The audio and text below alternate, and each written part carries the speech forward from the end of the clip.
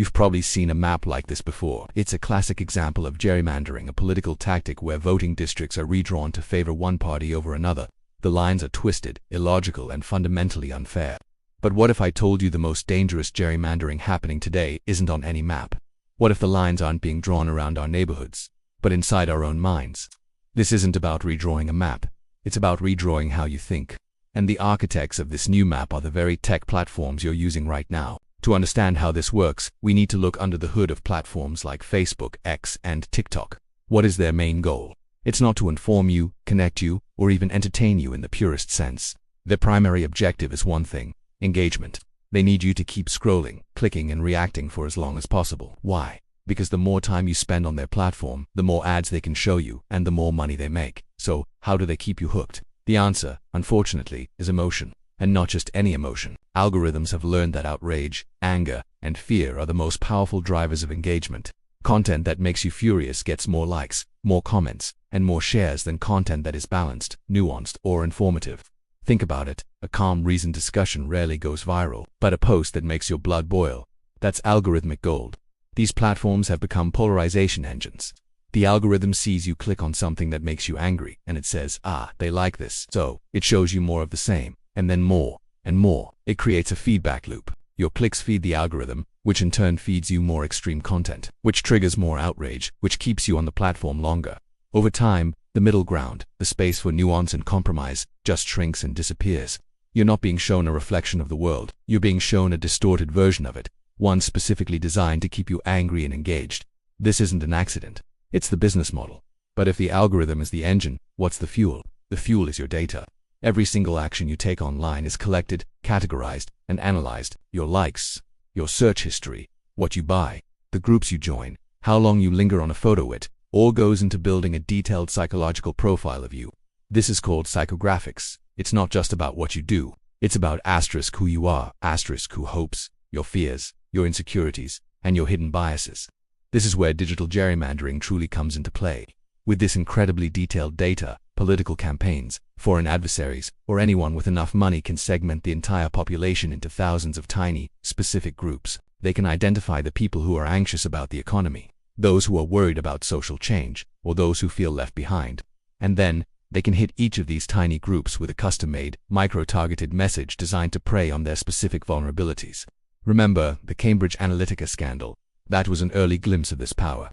They didn't just target Republicans or Democrats, they targeted anxious undecideds in Wisconsin who are worried about immigration. This level of precision allows bad actors to bypass rational debate entirely and speak directly to our most primitive emotional triggers. It's like they have a key to the back door of your brain, and they're reusing it to deliver messages that are almost impossible to resist because they feel so personal. This isn't persuasion, it's precision manipulation.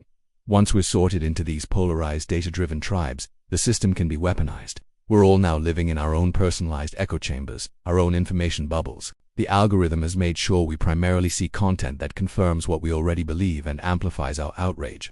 At this point, we are perfectly primed for the final, most dangerous stage, targeted misinformation. Because you've been fed a steady diet of content that reinforces a specific worldview, you are far more likely to believe fake news that fits that narrative. It doesn't matter if it's true. It matters that it feels true.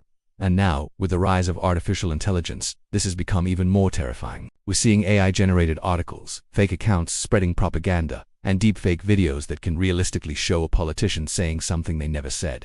Imagine a convincing deepfake of a candidate admitting to a crime, released 48 hours before an election.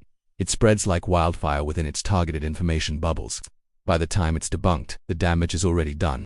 The election has been influenced, and social discord has been sown. These aren't just hypothetical. These tactics are being deployed right now, all over the world, to undermine elections, incite conflict, and tear at the very fabric of society. The echo chamber has become a battleground.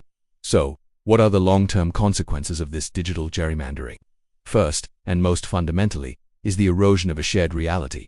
Democracy depends on a common set of facts. We can disagree on how to solve a problem, but we must first agree on what the problem is. When we're all living in different information universes, fed different facts by algorithms, that basic requirement for a functioning society dissolves. The bridge of shared understanding that connects us begins to crumble. Second, it's a powerful tool for voter suppression. It's not always about changing your vote. Sometimes, it's about making you not vote at all. Algorithms can identify groups of people who might vote for an opponent and target them with content designed to make them cynical, disillusioned, and apathetic. They're all corrupt. The messaging might say, "Your vote doesn't matter anyway."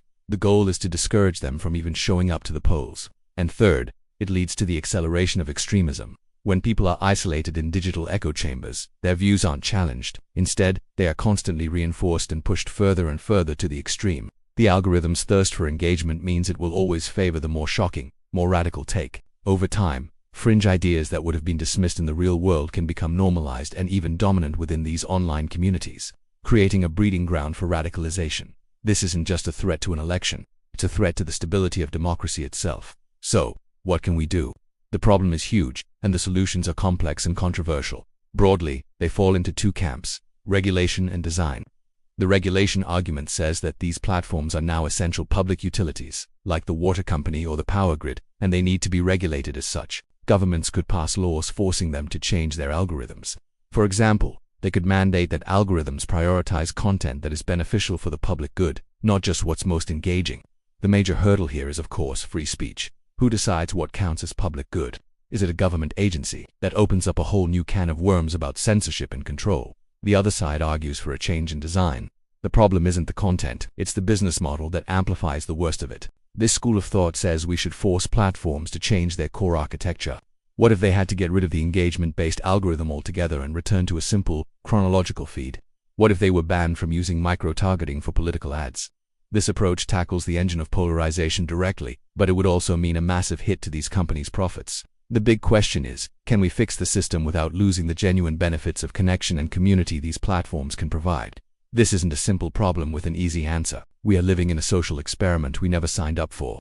Our information diets are being curated for us by for-profit corporations whose main goal is to capture and sell our attention. This digital gerrymandering is carving up our society, not on a map, but in the landscape of our collective consciousness, for profit and for political control.